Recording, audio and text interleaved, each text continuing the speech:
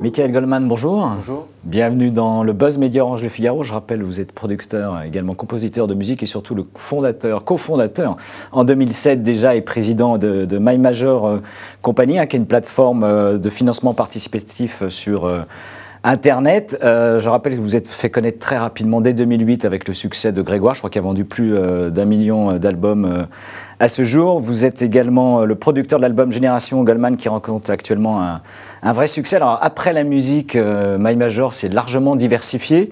Le livre, la BD, les événements culturels, les spectacles vivants et également les monuments historiques. Là vous êtes notamment avec le Centre des monuments nationaux sur la rénovation du pont-levis du Mont-Saint-Michel.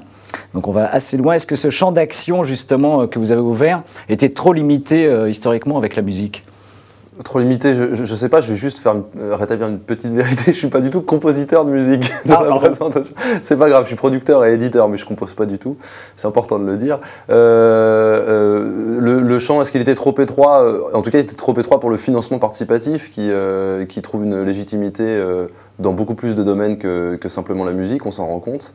Et donc après, trop étroit pour la vie d'une entreprise, je ne sais pas, parce que notre activité dans la musique et le financement, le label participatif qu'on avait monté est rentable et fonctionne bien. On aurait pu s'arrêter là, mais on trouve que le financement participatif est suffisamment vertueux et suffisamment porteur pour qu'on s'essaye à d'autres secteurs d'activité. D'autres domaines. Alors à ce jour, il y a 180 projets, je crois, donc en cours de financement chez My Major. Quels sont les plus récents, justement, sur lesquels vous pariez, sur lesquels vous avez engagé actuellement des levées de fonds? Les plus récents, disons que là il y a notamment l'Âge de glace qui va arriver sur le site, qui va probablement très bien fonctionner. Il y a effectivement, vous notiez le pont-levis du Mont-Saint-Michel et aussi le Panthéon, donc tout notre partenariat avec le CMN qui fonctionne très bien. Voilà, il y a plein de projets, il y a des projets musique qu'on va mettre en ligne bientôt qui fonctionneront très bien aussi, je le souhaite. Voilà, c'est dans plein de domaines assez différents, globalement, qui touchent quand même globalement la culture pour l'instant. Et sur 180, il y en a combien qui vont arriver, on va dire, à leur terme et avec succès? Alors 50%, c'est pour l'instant le ratio qu'on a, mais ceci dit, comme l'ouverture à tous les domaines est assez récente, c'est difficile de vous donner un chiffre définitif et vraiment fiable. Alors vous attaquez également à un secteur pas facile en ce moment, qui est la presse avec le magazine Paulette. Vous êtes très téméraire?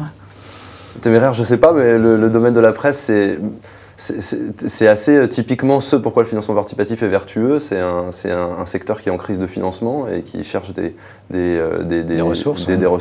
Et le financement participatif peut permettre, pour des modèles comme celui de Paulette, qui est à la base un site internet, mais qui a une grosse communauté très fidèle et qui a envie de donner aux gens qui animent Paulette les moyens de leurs ambitions.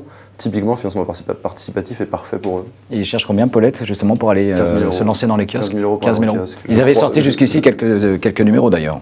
Oui, notamment sur abonnement, et là, ils veulent être en kiosque de manière plus régulière. Est-ce que d'une manière générale, vous ressentez, vous aussi, les effets de la crise sur les levées de fonds que vous lancez? Ou pas, auprès des internautes? C'est difficile à mesurer. Nous, on est un business assez qui est une problématique assez paradoxale, c'est-à-dire qu'effectivement, probablement que la crise fait que les gens sont moins enclins à financer, mais la crise apporte aussi d'autant plus de projets qui sont en crise de financement, qui sont a priori encore plus qualitatifs. Et or, ce qui fait la mise et ce qui fait l'investissement sur le site, c'est la qualité des projets. Donc dire est-ce que la crise nous porte ou est-ce que la crise nous freine, je ne pourrais pas vraiment vous dire. Ce que je sais, c'est que globalement, on n'a jamais levé autant d'argent sur le site que ces derniers mois. Il y a combien de financements qui ont été opérés justement depuis le lancement de la plateforme? Environ 13 millions d'euros, un peu plus. Et ça représente combien de projets au total financés? Je dirais une centaine. L'essentiel étant des projets musique, parce que notre ADN et l'essentiel de notre activité jusqu'à il y a 9 mois à peu près, c'était de faire de la musique. Alors vous avez accueilli assez vite dans votre capitale la financière Love.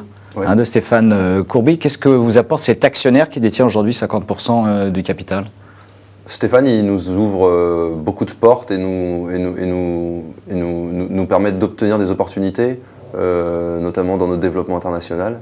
C'est lui qui nous présente les gens.